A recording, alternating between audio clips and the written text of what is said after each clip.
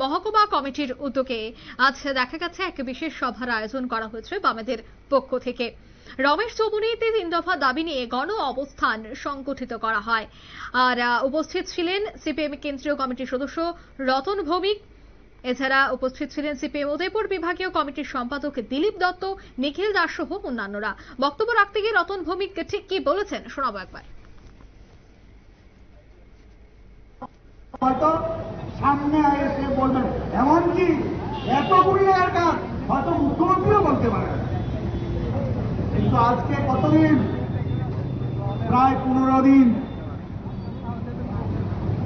আমরা কিন্তু একবারও এই রাজ্যের মানুষ প্রকৃত ঘটনা সরকারের তরফ থেকে আমাদের রাজ্যের পুলিশ বা জিআরপিএফ বা কেন্দ্রীয় সরকার রেলওয়ে দপ্তর যাদের গাড়িতে করে এই নেশাদ্রব্য তারা কেউ মুখ খুললেন না।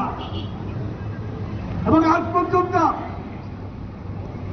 আমরা পত্র পত্রিকাও দেখলাম না যে কোন লোক এর জন্য দায়ী, কোন লোক আটক হয়েছেন। একটা সংবাদপত্র নাই। সংবাদপত্রের বন্ধু এত কিছু খবর আমাদের দিচ্ছেন, ধরা পড়েছে, কি হয়েছে। আপনারা শুনলেন ওনার বক্তব্য।